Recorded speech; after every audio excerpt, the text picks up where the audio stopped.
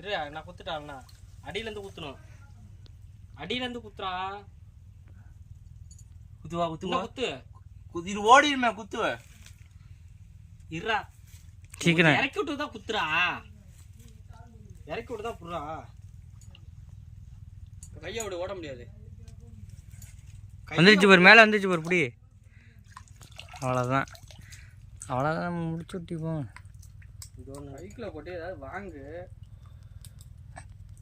ஒன்று படுத்துருவாங்க போது.